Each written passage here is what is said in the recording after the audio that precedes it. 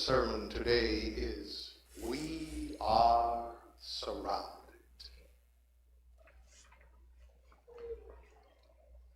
The famous theologian Malcolm Boyd wrote a bestseller years ago, and he entitled it in the form of a question, "Are you running with me, Jesus?"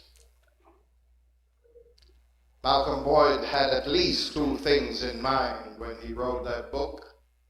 First of all, he knew that all throughout the Bible, the life of faith in God is described in terms of a long-distance relay race that is demanding and difficult, but ultimately rewarding.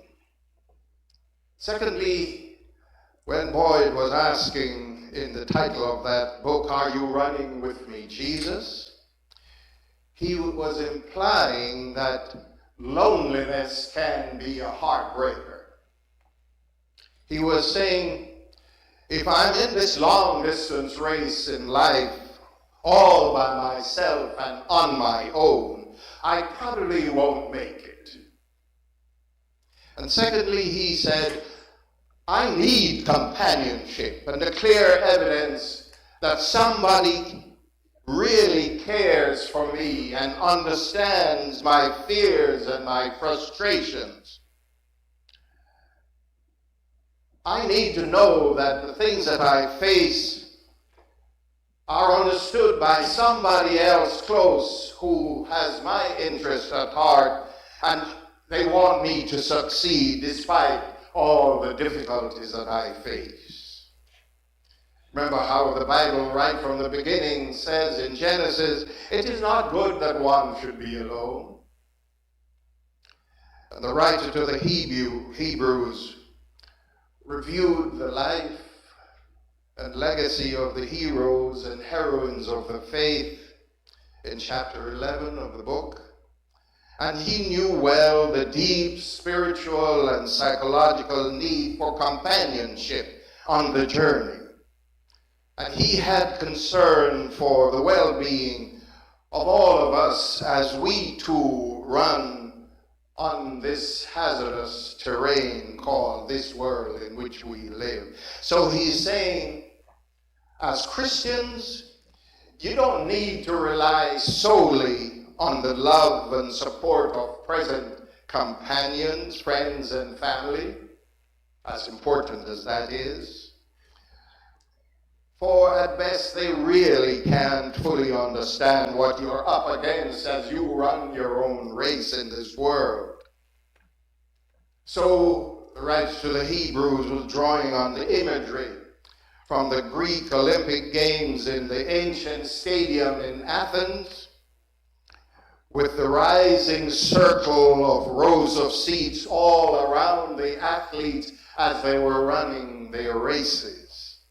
He drew on that imagery in the Greek stadiums in Athens, and he says, we don't just have present companions, friends, and family to encourage us. We are surrounded.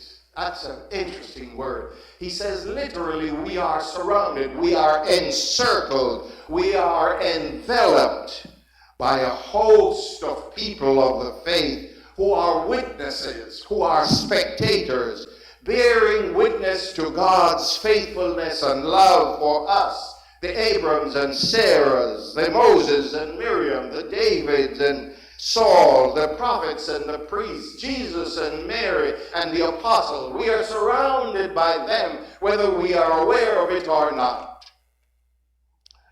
They are with our ancestors and our partners in the faith who have gone on before us. And they are calling out to us as they look down upon us from the great stadium in the sky and telling us to cultivate calm endurance like theirs as we run the race for which we are entered, looking always to Jesus Christ as the pioneer and the perfecter of our faith, the champion runner, the role model for how we ought to run the race in this world. Do you know what I'm talking about this morning?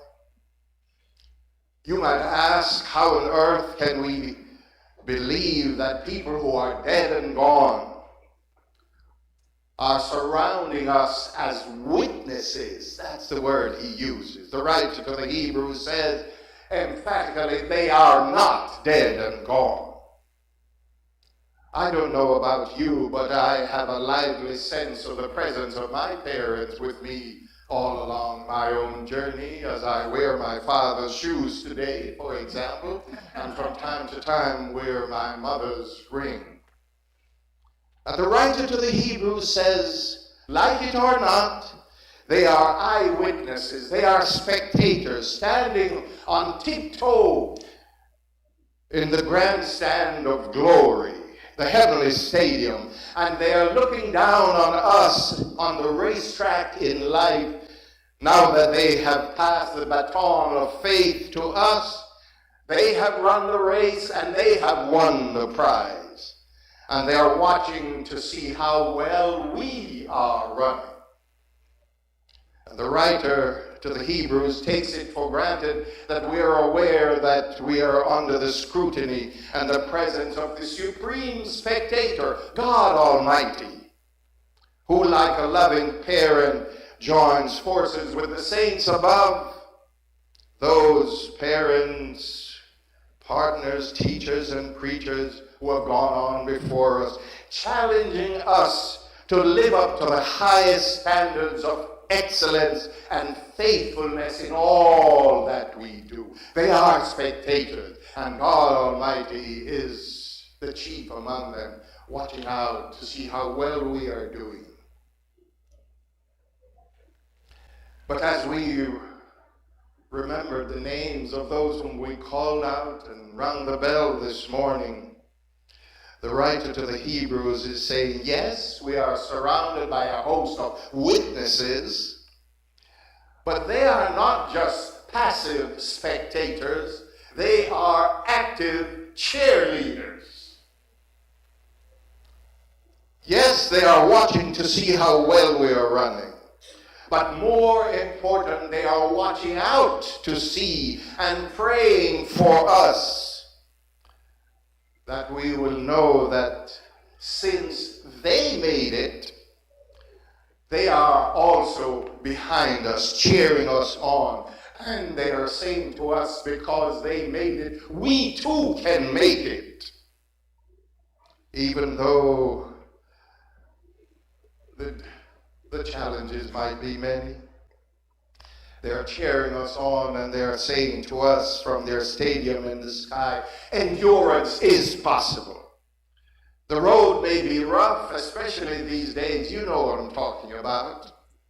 The hills may be hard to climb, but keep your eyes on the prize.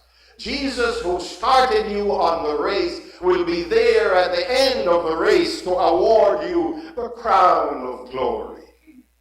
So never get discouraged at the magnitude of the race. Just be encouraged at the magnificence of the reward that he has to present to you when you make it to the end. Are you looking forward to being given that crown of glory? And remember always that as you run the race, underneath you, says the Bible, are the everlasting arms of love, to catch you up if you stumble and pick you up if you fall. He'll say to you, the great pioneer and the perfecter, never give up in the face of sickness or sorrow or delays or sadness of any kind, or the struggles and the troubles that you might face. Never give up.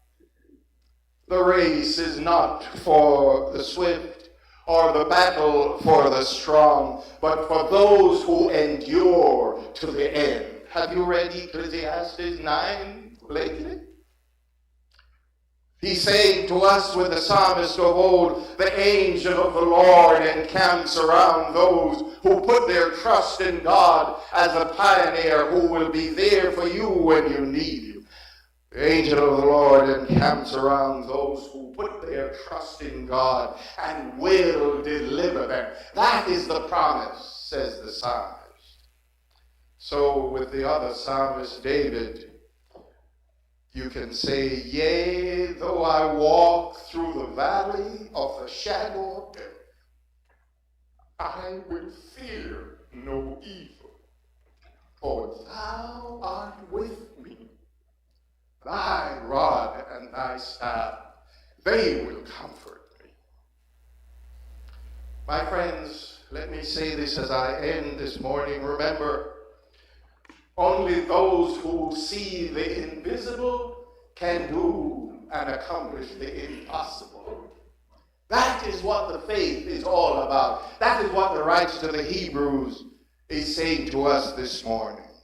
So on this All Saints Sunday, as we come to the communion table in a few moments, remind ourselves, please, that we are surrounded by a host of witnesses. Then we are not talking about them saying to us what they have been through, but what God has brought them through. Do you know what I'm talking about this morning? So remember now more than ever, as people of faith, that you've got a running partner in Jesus Christ, whose presence with you is permanent and whose grace is more than sufficient for all your needs, come what may. Do you know what I'm talking about? I ask you, are you finding the race taxing and tiring?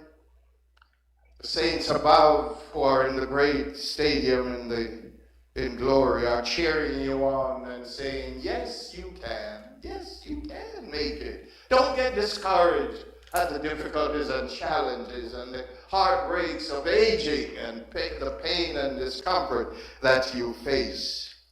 With Isaiah of old, just believe what he said to his people who thought that they couldn't make it in their own day. He's still saying to us today, they that wait upon the Lord, those who trust in the Lord, those who hope in the Lord, shall renew their strength. They will mount up with wings like eagles. They shall run and not be weary. They shall walk for days and extra days and not faint. Do you know what I'm talking about this morning? If you do, I invite you to remember that you are surrounded by a host of witnesses to God's faithfulness. So fear not, no matter what happens to you in this world.